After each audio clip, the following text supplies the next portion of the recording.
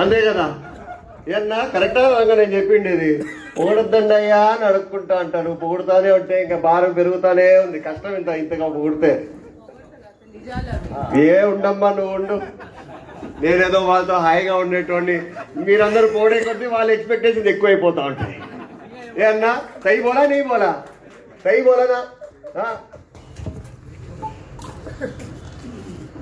నాకు మా ఆరిఫ్ భాయ్ చెప్పినట్టు మేము ఒకటేసారి 10 లక్షలు వర్త్ అయిన స్థలాలు మీకు ఇవ్వలేదు. ఇచ్చి చాలా రోజులైతే మీరు ఎవరు ఇల్లులు కట్టుకోకుండా దాన్ని వదిలేసినారు. ఇంకో 2 రోజులు వదిలేసినారు అనుకో ఏమవుతాయి, ఎవడు నాలాంటోడు ఒకడు వస్తాడు పాతి పెడతాడు. ఆయన ఏమని పాతి పెడతాడు, స్థలం నాది. నాకు ఇంకా గుర్తు, నాన్నగారు మొత్తుకునేవాళ్ళు, ఒరే ఏదో ఒకటి వెయ్యండి రా, బేస్ మట్టం అన్నా కట్టండి రా, లేకపోతే ఎవడో ఒకటి పోతాడు అని. ఇప్పుడు విలువ ఎక్కువైపోయేటప్పటికి దాని విలువ ఎక్కువైపోయేటప్పటికి అందరికీ మీ బాగు కోసము మీ జాగ్రత్త కోసము ఆయన మీ ఎంట పడేటోడు. తొందరగా కట్టుకోండి అని. ఆయన లేట్ ఏం లేదు, ఖచ్చితంగా మీ అందరికి శాంక్షన్ అయినాయి. ఇంకా ఎవరికన్నా ఇల్లులు రావాల్సిన వాళ్ళు ఉంటే కూడా దయచేసి నమోదు చేసుకోండి. ఈ తూరి కానీ ఎక్కడన్నా మనకి ప్రభుత్వం స్థలం మాత్రం ఖాళీగా ఉందని తెలిసిందంటే మాత్రం ఖచ్చితంగా ఇంకా ఎవరికన్నా అర్హులు ఉంటే మాత్రం వచ్చే విధంగా చేస్తామని చెప్పి మరొకసారి సభాముఖంగా తెలియజేస్తున్నాను. అదేవిధంగా స్వర్ణ కార్మికులు ఒక విధంగా చూస్తే మీరందరూ బాగున్నారని చాలా ఆనందంగా ఉంటుంది, ఇంకో విధంగా చూస్తే మాత్రం బాధ కూడా వేస్తుంది.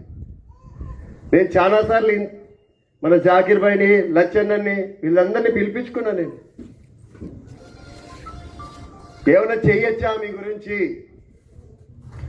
ఏమైనా ఉందా ప్రత్యేకించి మీకోసం ఏమన్నా క్లాసులు గీజులు పెడితే కూడా మీరేమైనా బాగుపడతారా? ఎందుకంటే నేను ఈ వృత్తిలో లేను, నేను ఈ ఫీల్డ్లో లేను.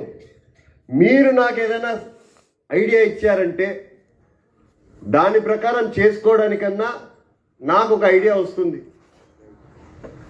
సో రండి మీరు ఎవరన్నా. నేను ఎప్పుడు ఇంటి దగ్గరే ఉంటా, సాయంత్రం పూట ఒకటి ఉండను, ఏదో ఒక పల్లెనో వాడో తిరుగుతాను. కాబట్టి పొద్దున పూట 1:30 నుంచి 2 గంటల వరకు ఆడే కూర్చొని ఉంటా.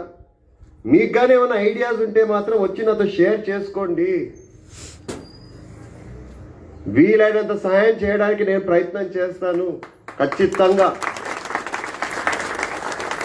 నాకైతే మా లచ్చన్న మొన్నైతే వచ్చి చెప్పిపోయినాడు, ఏమని,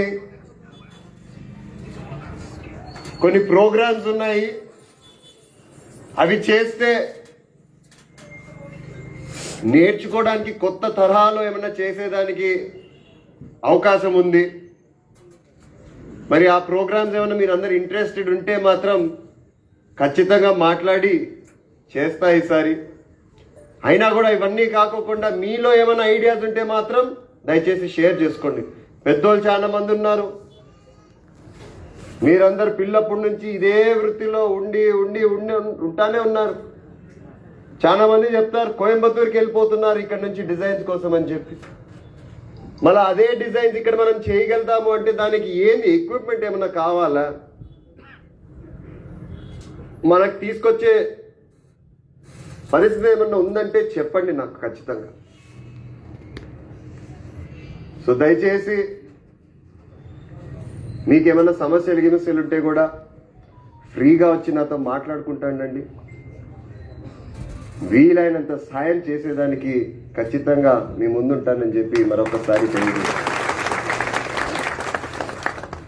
మరి ఈరోజు అన్నా ఎప్పుడన్నా వీళ్ళకి ఈరోజు ఇచ్చినామంటే ఎప్పుడు స్టార్ట్ చేసుకోవాలో వాళ్ళు ఇమీడియట్గా స్టార్ట్ చేసుకోవచ్చు. ఇల్లు రేపే స్టార్ట్ చేయొచ్చు. వీళ్ళకి ఎట్లా పడతాయి డబ్బులు, దానికి ఒకటేసారి పడతాయా, విడతగా పడతాయి? ఈ ప్రభుత్వం ఇచ్చేదాంతో మనమే మేడలైతే కట్టలేము. ఇది మనకు ఊరికి ఒక ఆర్థిక సహాయం అంతే. ఖచ్చితంగా వాళ్ళు ఇచ్చేదానికంటే ఎక్కువ రేటే మనకు పడుతుంది. కానీ ఏదో ఒక విధంగా అయితే మనకి భారం మన పైన తగ్గుతుందని చెప్పి ఉద్దేశంతో ప్రభుత్వం ముందుకొచ్చింది. రాబోయే కాలంలో బీడీ కార్మికులు కూడా ఉన్నారు, వాళ్ళకు కూడా సాయం చేస్తాము. వాళ్ళకు కూడా ఇంతకుముందే పట్టాలు ఇచ్చున్నాము. ఏమంటే గత ప్రభుత్వము, నేను వీళ్ళని బ్లేమ్ చేయక్కర్లేదు, నాకు అవసరం లేదు. ఎందుకంటే ఈ పట్టాలు ఇచ్చిండేది కూడా మేము ఎప్పుడో 16-17 సమయంలో ఇచ్చినాము. కానీ రోంత అవకతవకలు జరిగినాయి అక్కడ. అవి కూడా ఖచ్చితంగా తొందరలో సాల్వ్ చేస్తాము. అర్హులు ఎవరైతే ఉన్నారో బీడీ కార్మికులకు కూడా ఖచ్చితంగా ఇళ్ల పట్టాలు వచ్చే విధంగా చేస్తానని చెప్పి మరొకసారి ఈ సభాముఖంగా తెలియజేస్తాను. రైట్, ఎక్కువ సమయం తీసుకోను. మరి మొదలు పెడదామన్నా పట్టాలు.